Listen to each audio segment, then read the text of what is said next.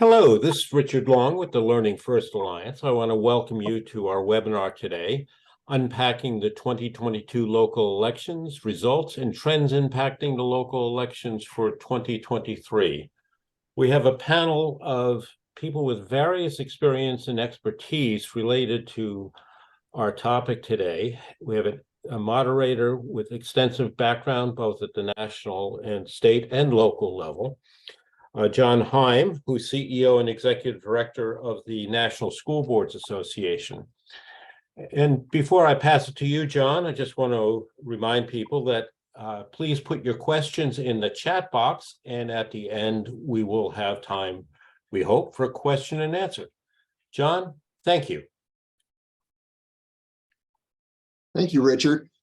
Global pandemic was a catalyst for heightened political disagreements across the country. At all levels, transparency was emphasized and citizens asked more questions about the operations of all levels of government than ever. We've now been through a round of elections at the national, state, and local levels. And today we're going to do a past, present, and future look at elections. In the 2022 elections, not only have we seen school board elections being impacted, but also how public discourse is being affected. In this webinar, we will look at 2022's election and then look forward to the non-election year when many local school board elections will be the only ones on the ballot. Today, I'm joined by our panelists. Laura Meckler is a national education writer for the Washington Post, where she covers education across the country, as well as federal education policy and politics. Laura came to the Post from the Wall Street Journal, where she covered presidential politics, the White House, changing American demographics, immigration, and healthcare. Before that, she worked at the Associated Press's Washington Bureau and covered state government in Columbus, Ohio. Welcome, Laura. Thanks for having me. We're also joined by Liam Goldrick. Liam is a partner at the Donovan Group, a firm that provides comprehensive communication services to school districts and educational associations. Before joining the Donovan Group, Liam spent nearly 2 decades in education policy and communications. For 12 years, he served as policy director at the New Teacher Center, a national nonprofit organization focused on accelerating educator effectiveness. Liam previously served as an education policy advisor to Wisconsin Governor Jim Doyle and as a senior education policy analyst at the National Governors Association. In the 1990s, he worked in Vermont state government and politics and currently resides in Philadelphia, Pennsylvania. Welcome, Liam. Thank you, John. And Kimberly Greer is a principal at Langley High School in Virginia. Kim has been a teacher leader in Fairfax County Public Schools, Virginia for over 26 years. She taught middle school English and social studies for 12 years. So did I, Kim. Glad to see that. Prior to her principalship, Kim worked as an assistant principal in 3 high schools.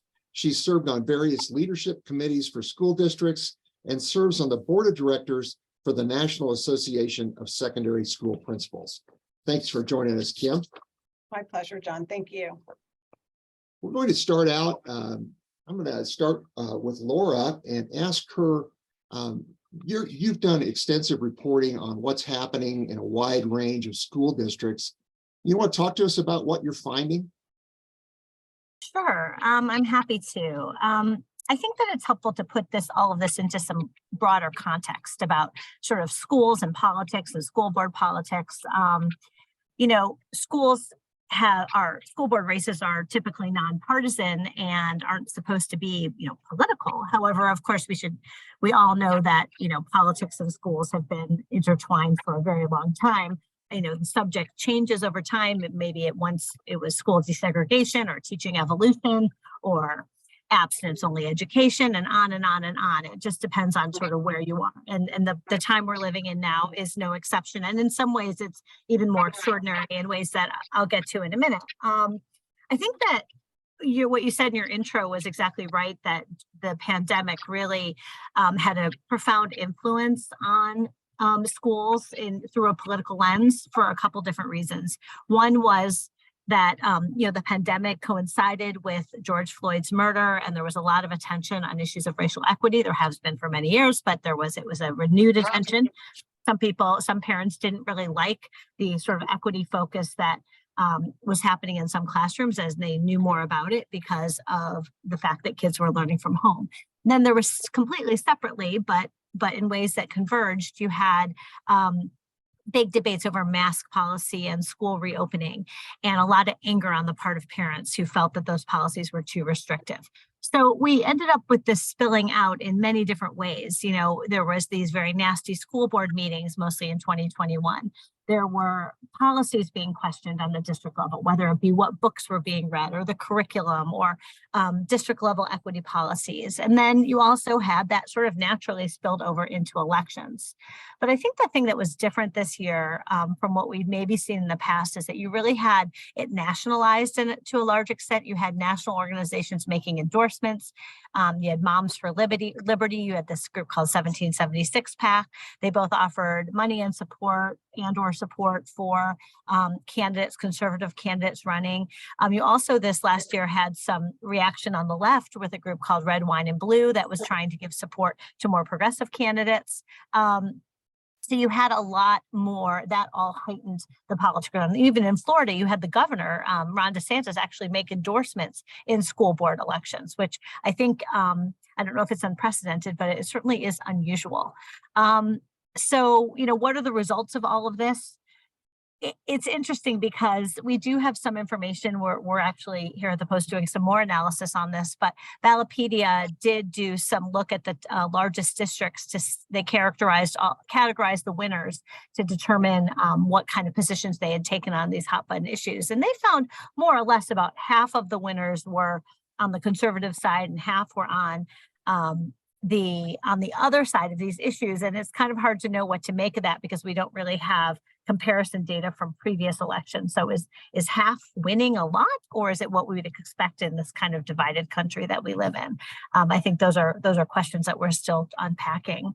Finally, I think the last couple of points I want to make, if I'm not running over time yet, John, stop me if I am, is that there was an interesting survey that I noted out of UCLA and the University of California at Riverside, where they looked at where there was political conflict in schools, and they found that most of the time when there was conflict, where there were people demanding that books be removed or challenging the curriculum around race, that it was in sort of politically purple areas. So these are counties that are not overwhelmingly conservative or liberal. So it's not that this is only happening in red America. It's not like these debates are playing out in the, in the most conservative rural districts in the country. In fact, in those districts, there probably isn't a lot of conflict because people tend to kind of agree with each other. It's more in places where there are divisions. That's where we're seeing this, which isn't really surprising, but it is, I think, interesting. And then finally, I think that, to the question of like, what does any of this matter? Obviously, it matters on the micro level if you end up having a book pulled. It matters on the state level, where there's been a lot of state legislation passed that has limited how race can be talked about, or how issues of gender can be talked about, or policies affecting transgender students. So that is affected in that way.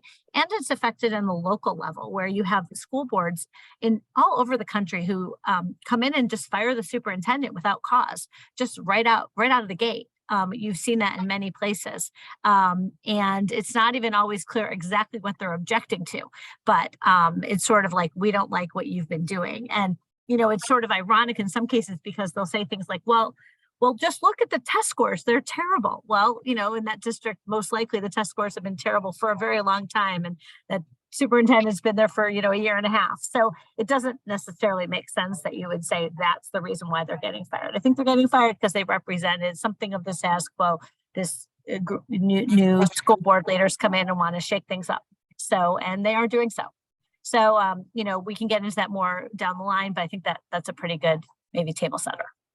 Yeah, thanks for those insights. And I think your insight, especially about where the conflict is happening, to have some data on that would have been my perception, but I would have been unencumbered by data on that. So I think what you said, like in my home state of Kansas, the rural areas, there wasn't a lot of conflict. The conflict maybe was more likely to happen in those suburban, more purple areas. Right. So yeah, interesting insights.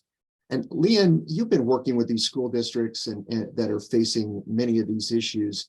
How are they responding? How are the districts that you're working with dealing with some of the questions that that Laura raised? Yeah, I mean, thanks, John. We at the Donovan Group, one of our areas of specialization is crisis communications. And as part of that, we work with a number of not only client school districts, but in states where we have partnerships at the state level with the state school boards or state superintendents association. We operate some 24/7 crisis lines where we will get some of this spillover of issues and be called to provide assistance to school districts. You know, it's interesting. I think some districts have really seen these issues crop up. A lot others haven't. But I think another really important part of the context here is while we've seen some of this politicization that Laura, I think, really, really provided a nice overview of, we're also dealing with a lot of school districts working very dutifully and quietly to meet the needs of students, and that the student needs have become much greater post-pandemic than they were going into the pandemic. And some of the issues that resulting from those student needs, have dealt with issues of student misbehavior and things, which also have hit the headlines, right? So I think the one big takeaway here is that this is a really challenging time to be working in schools, whether you're a school board member, whether you're an educator, whether you're an administrator. It's really, really tough work. I think to piggyback on Laura's analysis, I think there's definitely more polarization in the education space as a whole. Typically, school board races have been nonpartisan. Sometimes there haven't been there haven't really been contested races. There have been one candidate for one slot. It's been very quiet. There's definitely an intentionality in our politics now. There is now money that is fueling some of these school board races here in suburban Philadelphia. The Central Bucks School District is one district that has really been racked by some of these issues. A conservative school board now has been moving forward with policies governing books in the library, governing how LGBTQ students are supported or not supported within the district. There's an ACLU lawsuit. There's a U.S. attorney who's been hired to help the district fight the lawsuit. So very contentious purple county, purple district, where these wildfires have crept up and are impacting staff, impacting students. I think political scientists have shown that there is a real divergence between Democrats and Republicans with regard to their views on education. Typically, education has been held harmless from politics historically, and I think there are still some issues within the education space that have not seen that kind of divergence between Democrats and Republicans. Issues like school construction, issues like standardized testing, there seems to still be widespread agreement among people who are self-described Democrats or Republicans on some of those issues. But there is a greater divergence on a number of other issues in this space. And David Houston, a professor at George Mason, has described this as political sorting. He's saying people aren't really having their point of view change so much as they're changing their own point of view to try to ascribe more closely to their party identification. And I think the combination of money in the system and this extreme polarization that we're seeing throughout the country has exacerbated itself in more controversies down at the board level. And that's involved changing compositions of school boards, or just really, really big dust-ups at board meetings where a number of these issues, COVID-era policies, and then increasingly issues with regard to history and curriculum and books are, we're beginning to see those things happen. Last comment I would make really briefly is I think it's also really important to remember that I think there are a lot of quiet districts out there that are going about their work, that are not making the headlines. So I think we do have to ask ourselves, while acknowledging that there is greater polarization, how widespread this is today. I've seen a lot of districts that had dust-ups during the COVID era kind of go back to somewhat business as usual. They're not experiencing these weekly and monthly and daily politicized challenges, but there's plenty around the country that are, and for rightly or wrongly, those districts find themselves in the headlines and managing oftentimes PR situations on top of trying to meet the needs of their students and staff on a daily basis. And thanks, Liam. I'd like to return to that in a minute after we hear from Kim about that idea of where we see things going. But before we do that, Kim, high school principal, sometimes we look to the students to show the adults how to behave better. Sometimes we look to the adults to show the students how to behave better.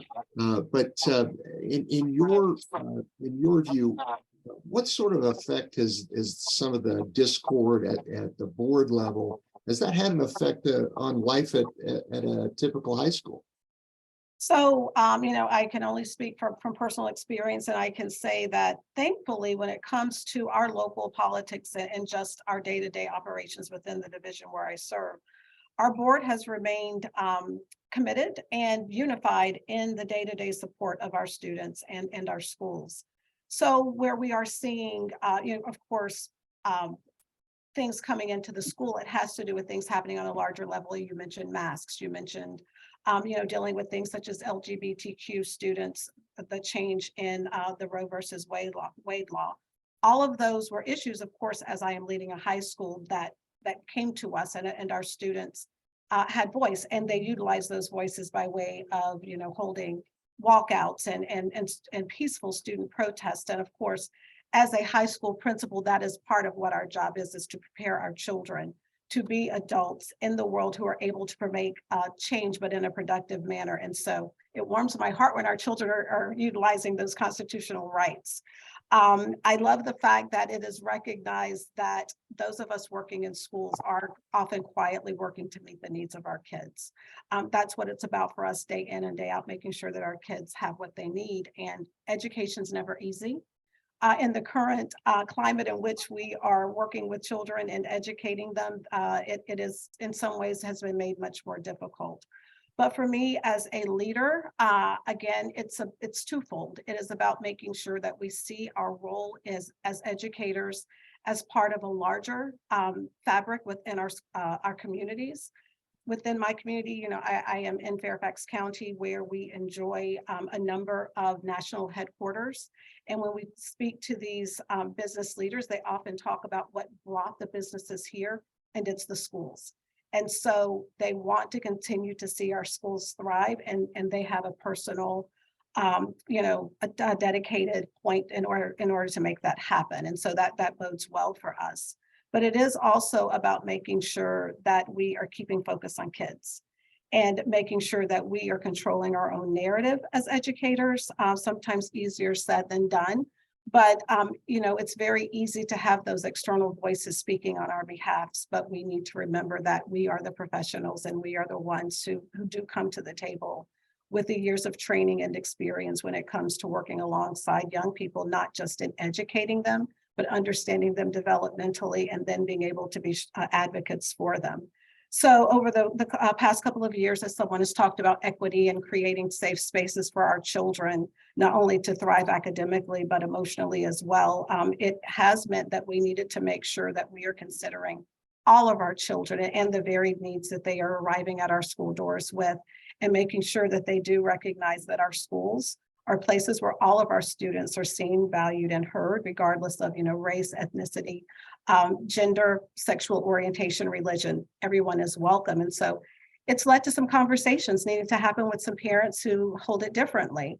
And what I have found is, when we're able to sit down and just have conversations, adult to adult, or adults to adults as groups who are keeping kids at the center and what we really want, which is the best interest of our children served, we're able to find that common ground. And so I think when we are able to create those dynamics where we're able to say, I understand you hold it differently, but how can we come together and figure out what it is that we hold in common? I had a conversation with a mom who informed me that I was making her child feel uncomfortable by some of the things that were happening in our building as we were creating safe spaces for all. And I said, for us, the work is about ensuring every student has a seat at the table and it's the same table. And she said, I agree with that. I said, so we are working for the same, end goal. So how do we get there together?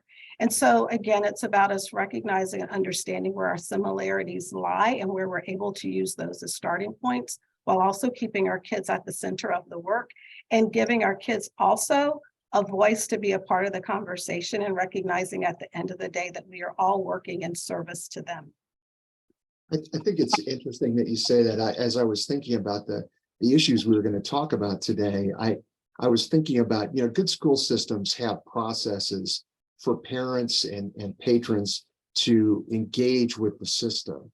And what you said about being able to sit down across the table from a parent, I think we missed a lot of that. And I'm being a little bit hypocritical here because we're doing this on Zoom, but it's really difficult on Zoom to have those kinds of difficult conversations. It's a lot easier to do that in person. You agree with that?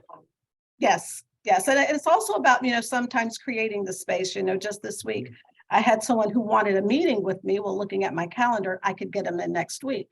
I picked up the phone.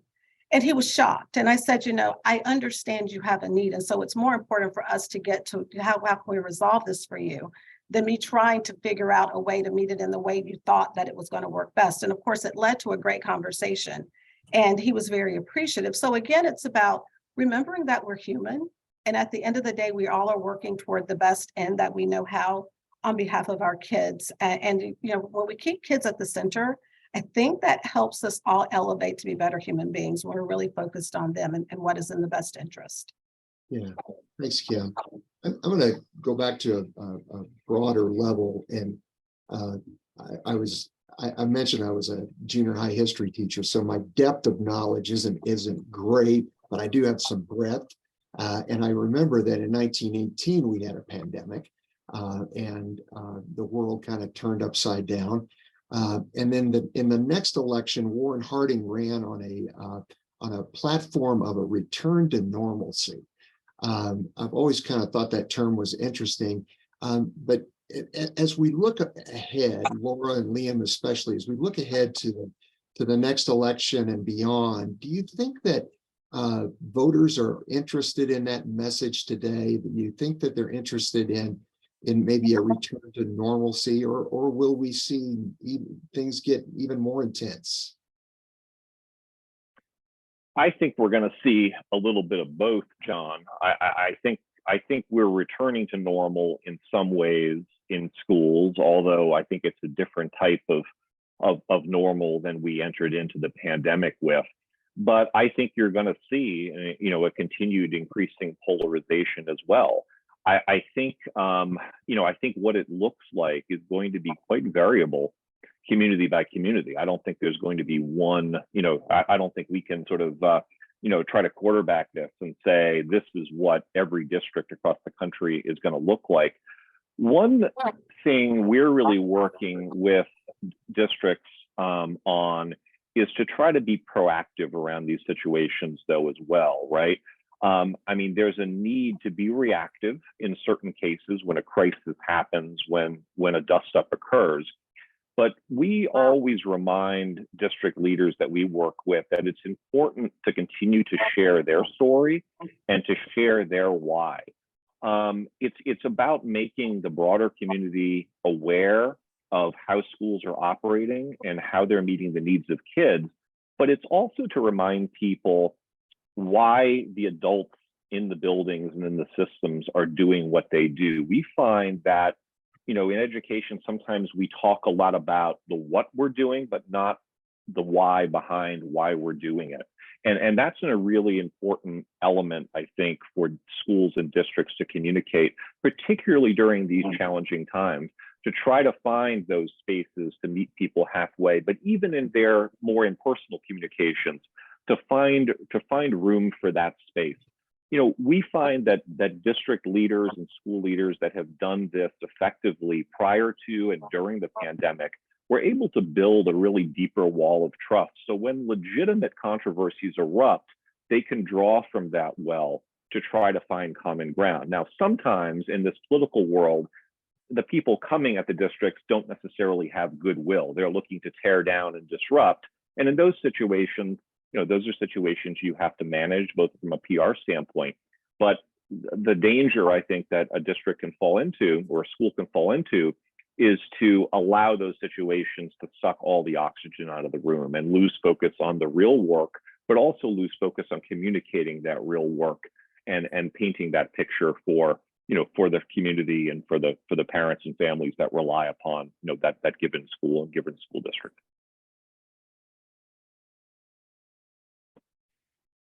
I think you're muted, John.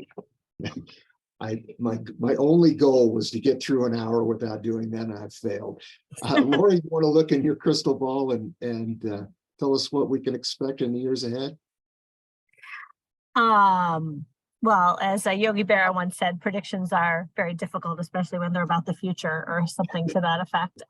So I generally try to stay out of the predictions business, but I do think generally speaking, we should expect that the politicization of schools will continue and that these, it may change, it probably will change in new and different ways. But I think we do have a lot of people who have been activated and, that's probably not going away anytime soon, particularly because you do have these larger structures. And I'll also add that, we do have several state laws that are now in effect, and we're going to start to see what those actually look like. Those are on the books now. So in order to get rid of them, they would need to be repealed. So I think that we're still, aside from the local level, what happens in these state laws does affect local schools as well, or certainly can affect them.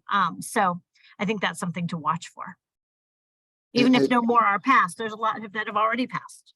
Yeah, you're speaking specifically like about parental rights laws, things like that. I mean, they're that's generally how they're advertised as parental rights laws, and they involve everything from, being able to examine what's in the curriculum to limitations on how teachers can talk about race to,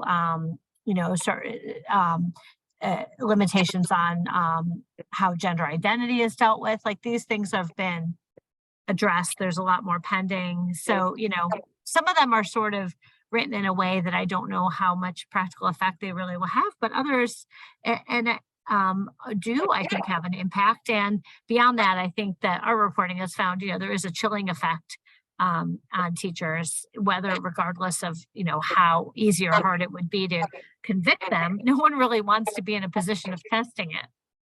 Right. Yeah. We used to, at the board level, we used to complain because parents weren't interested in serving on curriculum committees or things like that. And so it's interesting to me to see now that we're having laws that require, or not require, but certainly encourage them to be more involved in those conversations. Mm-hmm.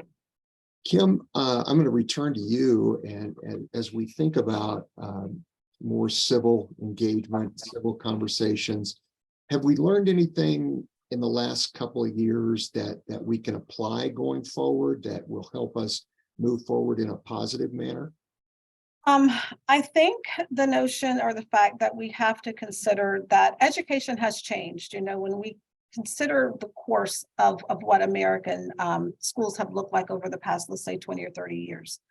We do have students that are coming to us. It's a more diverse student population. And as we understand, people learn better when they have a sense of belonging. It is important for us to ensure that each and every one of our students see themselves reflected in their schools.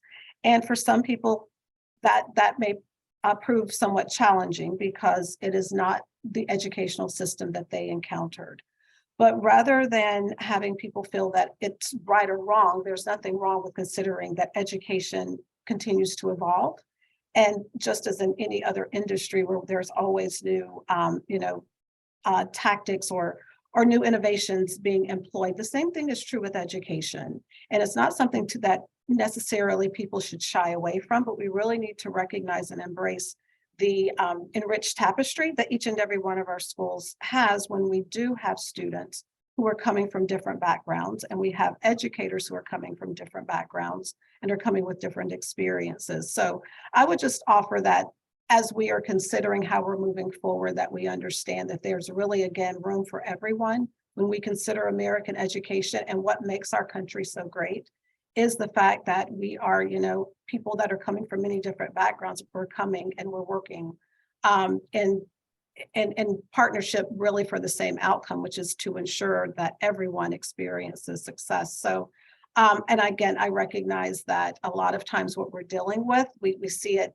brought about differently, but it's often fear that is driving a lot of the behaviors that we're seeing. And so we really do need to hold a space for that, and we need to acknowledge it, and we really need to understand what it is that is necessary for people to not be fearful, and to be open to understanding and continuing to learn. Because again, as an educator, I do believe that each of us, learning doesn't stop once you get, a degree, but it should be a lifelong process. And so this is just another instance for us all to learn and to move forward in a path that's different than what we may have experienced before.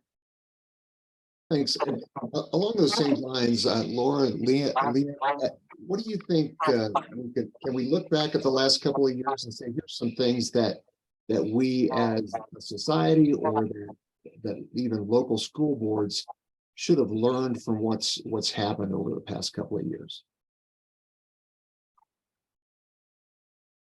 What school boards should have learned from what's happened in the last couple of years? And just it's society in general. Are there lessons we should have learned?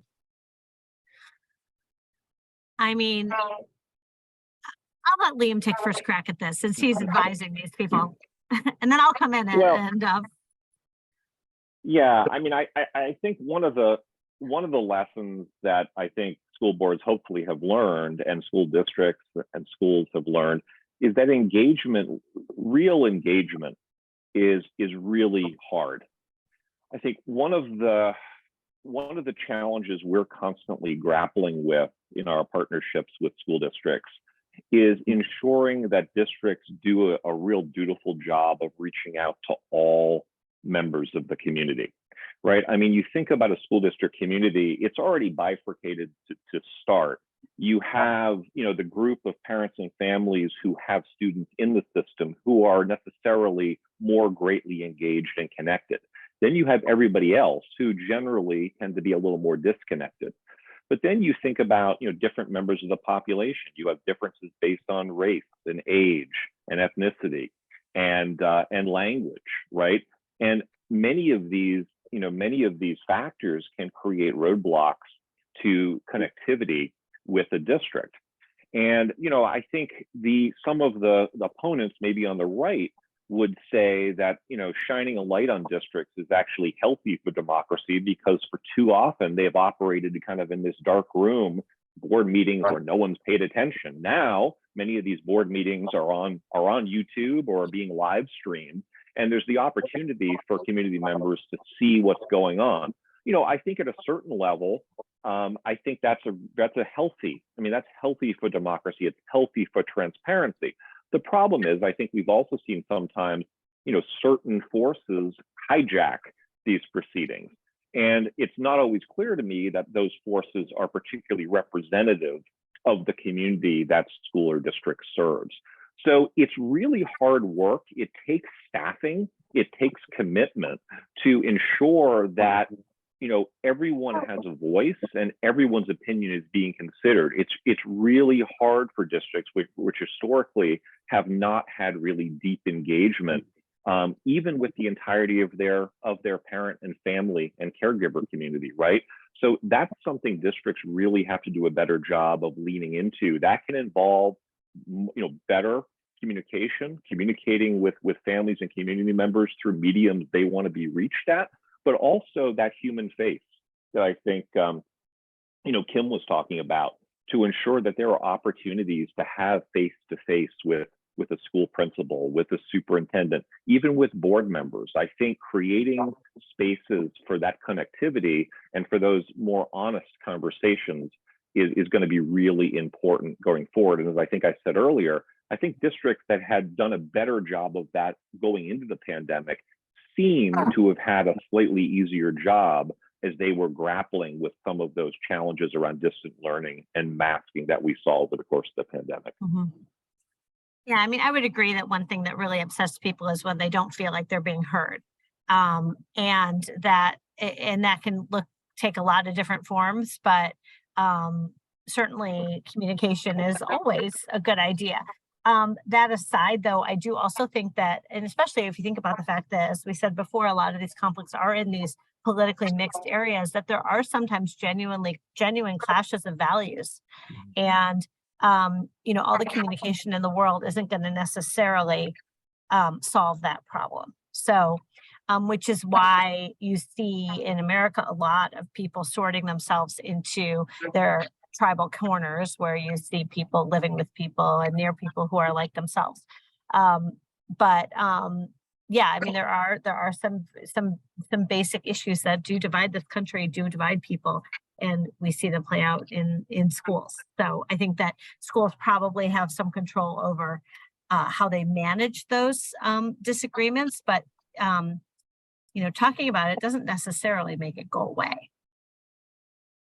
Yeah, I'm interested in all of your thoughts about what kinds of transparency and engagement efforts that you've seen take place on the part of school districts. I saw a survey of parents recently that said that while they appreciate schools using technology to engage with them, text messages, social media, etc., they really prefer face-to-face conversations with their teachers, their principals, just as Liam just said. So have y'all seen school districts that have made some inroads in that area of doing a better job of engaging their patrons, of being more transparent in a positive way? I would say for us, the pandemic sort of thrust all of us in educational leadership to the forefront. No one had ever been through a pandemic before. And as our children were at home, it was important for parents to hear directly from the superintendent as well as from the principal. And so it elevated what was already a job that I had, which was to be the face of my school, but definitely it made it a more consistent message that needed to be put out there. I found myself for a while doing what was known as Friday 45s, where I literally was logging in and didn't necessarily always have a planned agenda, but a lot of times it was just Q&A, and I became very adept at finding different ways to say, I'm not sure, we have yet to figure it out, or I don't know. But I think for parents, they first and foremost appreciated the fact that I was being transparent, and they had that opportunity to connect, if nothing more, to hear how many ways I can say I don't know. And I think, as it was stated earlier by Liam, that put some money in the bank.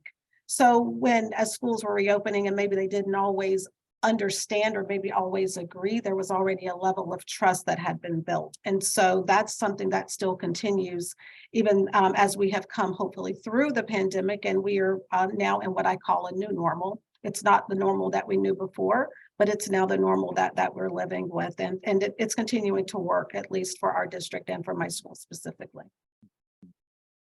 Yeah, I think what Kim said is important. I think sometimes, we've even seen, I think, a little bit of a downturn in, participation in things like surveys, but we've also heard things like, school district constituencies appreciate sort of being asked or being invited to a superintendent's roundtable or a principal brown bag. They may not always go, but they appreciate having that option there, right? I think the key is to try to get to people in a variety of different ways, because different people will engage in different, in different ways, I think, with the school district. So that's something, that I think districts and schools need to think about. We've also seen a real uptick and an effective uptick in the use of video, both for individual school leaders to talk and lend a face to a message directly to the camera in situations where people can't, or aren't getting in front of them. And we found that video was also really helpful during the pandemic to communicate some of those challenging issues. You sort of juxtapose sort of a video message that lends sort of a voice and a face to a message versus a 2-paragraph, a 2-page, kind of missive of here are all the new rules and here's all the new things that are going to happen. It's received differently and people engage with it differently. So that's not, there's no magic wand to video, but I think that can be an effective tool as a different way to communicate some messages about what's happening in a district and even important news updates that not all districts and schools have necessarily fully embraced at this time. Corey, you have any thoughts about that? I'm sorry. Did you want to comment on that issue? I don't think I have anything more specifically to add about that. Okay, I'm the old guy in this group, and so I'm going to take the opportunity to bash my favorite villain, and that is social media. How much do you think social media contributed to some of the disagreements and the escalation of some of those disagreements around the country? Throwing that out to all of you. I mean, I've certainly seen cases where social media has played a big role in terms of spreading information and sometimes misinformation about what's happening.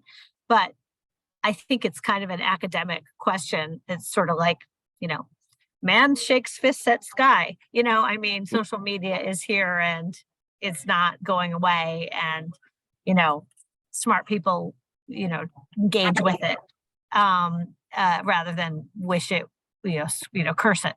But, John, I don't want to get in the way of whatever joy you receive from your anger at the internet. But it is like, it's what we got. But I do think it plays a role. I do think it plays a role for sure. I got a mental picture of myself standing out in the yard, shaking my fist at the sky. Thank you for that. Your question, John, reminds me of a famous interview that someone did with David Bowie prior to his death. I think it was in the late 90s, might have been 96, 97, where he offered some very prescient advice about the impact that the growing internet was going to have on society and on people's interaction with one another and authority. And we've definitely seen that play out, right? And, I think social media can be a blessing and a curse, but I think that the challenge for schools and districts with regard to social media is that most of them don't have the personnel to, fully answer and engage on social media, right? You think about the largest districts in this country that have communications offices and may even have a dedicated social media manager. They can have an engagement, but most of the districts that serve fewer than 1,000 students or 1,000, 5,000 don't have the resources to have a dedicated person to be managing and responding to all the social media traffic. So that tells me sort of two things. One, you need to try to engage, most districts need to try to engage with people on some other platform, in person, otherwise. Social media is probably not the place you can do it effectively. Number two, that's why communication is so important, especially in a crisis or fraught situation, that if you're not the one communicating and you're a superintendent or a principal, somebody out there is. And they may not have the full information. They may have a totally different perspective. So you need to fill that vacuum regularly. Even if you're not fully abreast of the situation, you need to connect with your community and say, hey, there's something going on. We don't know all the answers yet, but we're aware of it, and we'll update you in the next hour. You need to get out ahead of challenging and bad situations. That's a tried and true crisis response. And again, I think we saw this play out in the pandemic in different ways, and I think some schools and districts did a more beneficial work on the communications front with regard to some of those challenges than others did. And I think in this type of a politicized era where a lot of things are coming at schools and districts, I think getting out ahead of bad news and being honest and forthright and transparent is really, really important, because it's much harder to build that trust up after you've lost it than to sort of fill that bottle at the front end. Yeah. You know, Oh, I'm sorry. I was just going to offer that I use social media in two different ways there, and I apologize, someone's calling my line.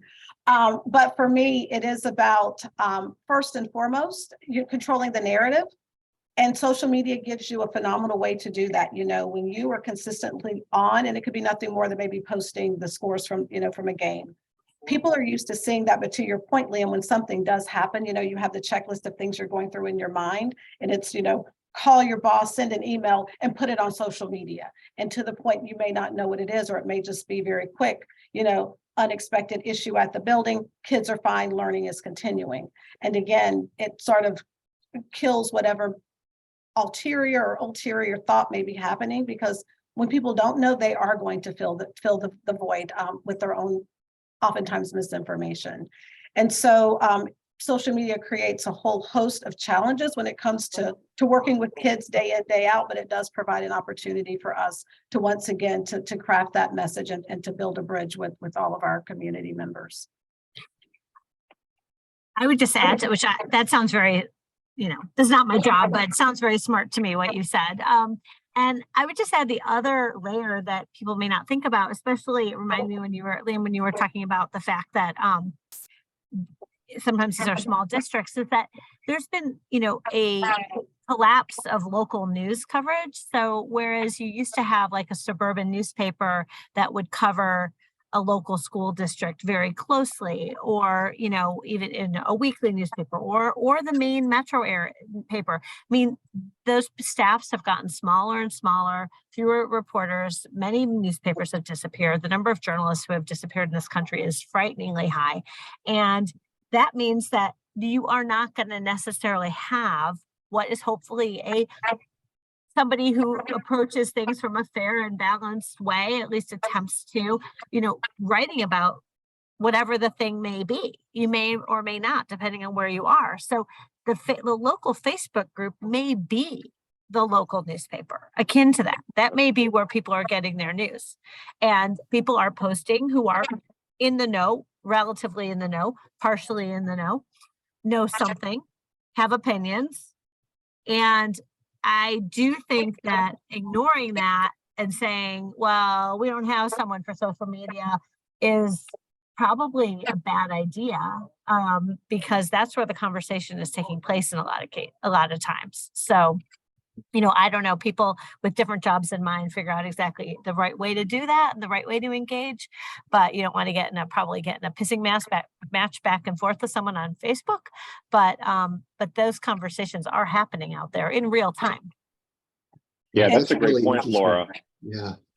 And I think one of the things, one of the strategies some districts will use is to try to move the conversation off of social and say, email me or let's schedule a meeting. That can be really effective. But I think for schools and districts, the best use of social media is to share the good news and share the positive stories, share the work, share the student and staff successes. That's the best use of it.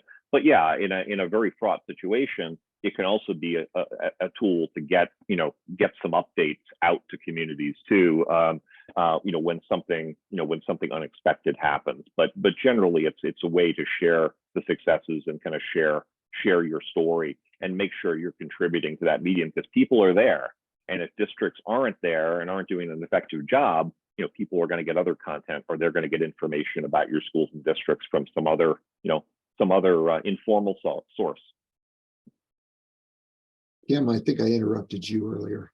Oh, no, you're fine. And I think I've probably lost my train of thought, but it was along the same lines as just as far as being able to use your mediums that you have. The other thing that principals often will do is that if we are routine in our communication to our community, then again, that gives us another opportunity to keep that message out there. And so when the people who maybe don't know too much are posting on social media, the chances are greater there's someone who is hearing from you routinely who is then able to speak on your behalf. because they've had that routine communication coming from you. And so again, we end up, trying to find many ways to get those messages out there to share the stories of our schools, because great things are happening at each and every school in America, routinely each and every day. And so it's just important that we remember that we are the greatest cheerleaders that our schools have, and that we need to take that job just as seriously as keeping our kids safe and making sure that they're learning. Yeah, I think that's really interesting that in the course of my lengthy career, one big change that happened, and they happened kind of at the same time, is that you lost that local reporter who was the curator of what came out of the public and also the school district, and kind of figured out what was truth. And so you lost that at the same time that Facebook and Twitter kind of replaced it. And so that, yeah, I think that's really interesting. And I will just go back to telling people to stay off my lawn, and I won't be cursing the internet anymore. So we are at a point where we were hoping to get some questions from our audience. So I'm going to look to Charlotte and see, Charlotte, do we have any questions from the group? Oh, hi, John. Yeah, thanks so much for asking. Actually, we do have a couple. And one is kind of touching a little deeper into that social media piece.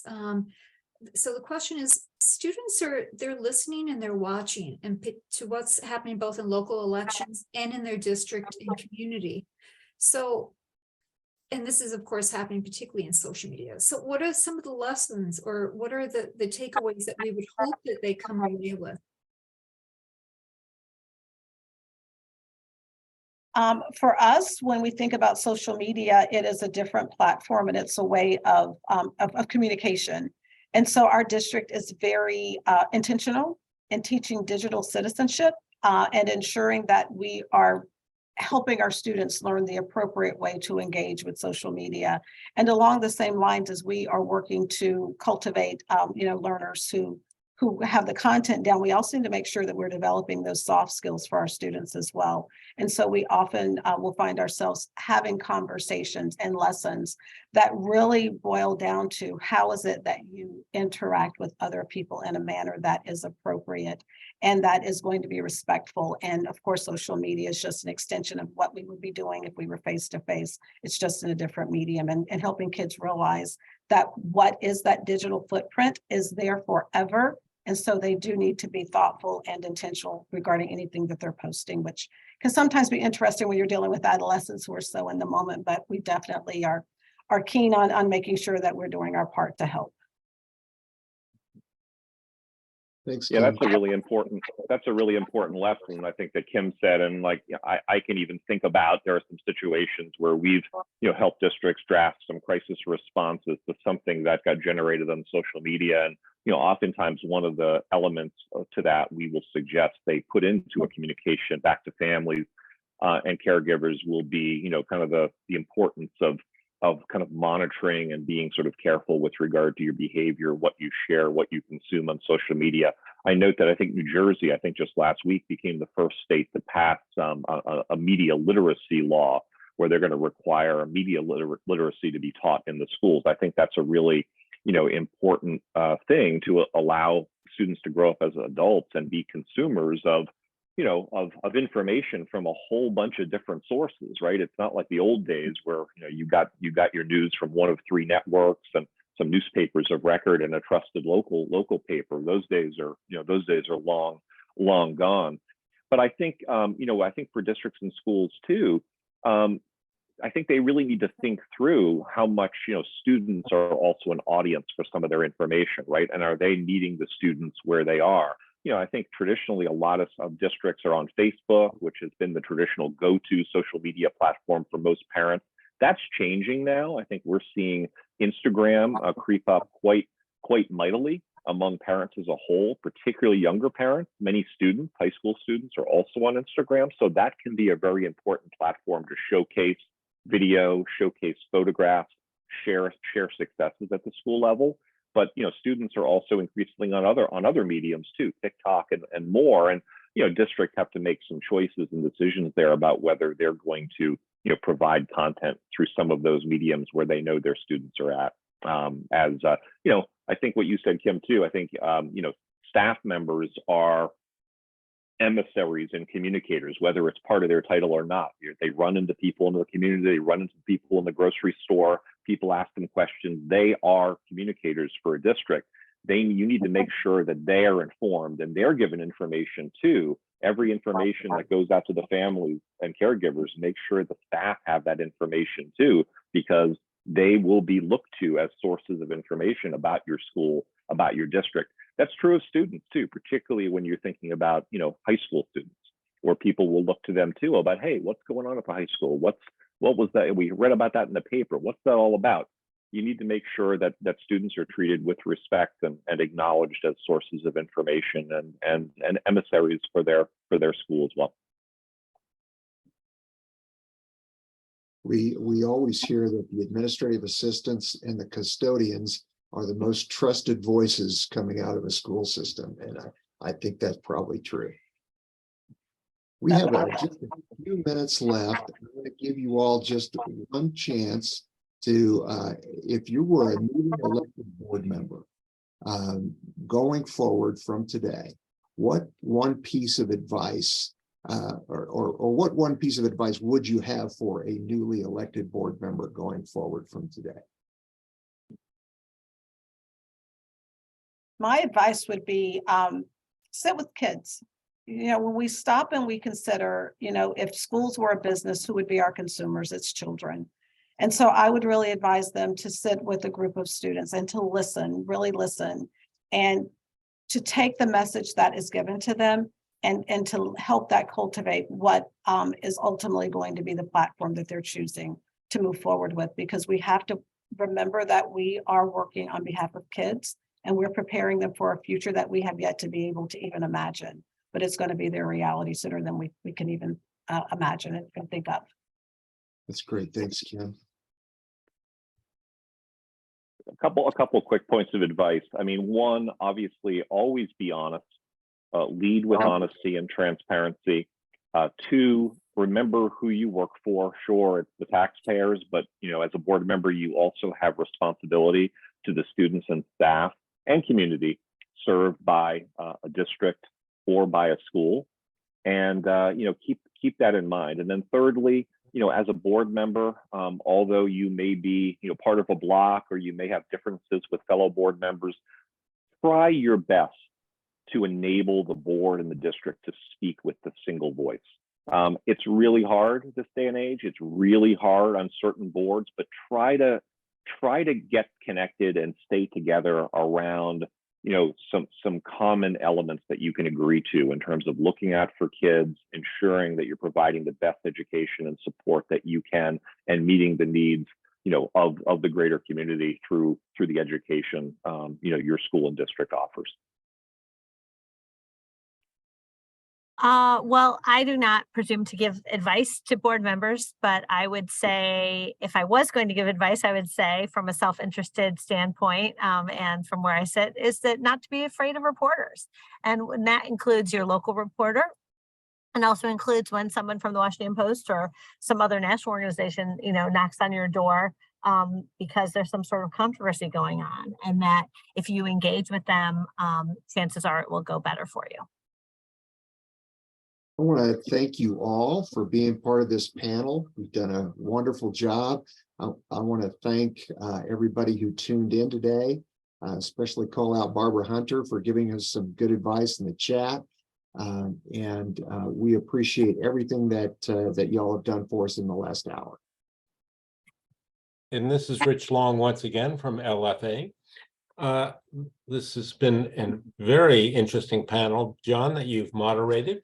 And I want to thank Kimberly, Liam, and Laura for taking the time and willing to share with us how they are seeing what many people are calling a great time of unsettlement, but to also realize that how we cope with this and how we view this will have a massive impact on the well-being of kids, because ultimately that's why we're here. We're here for the kids. Thank you.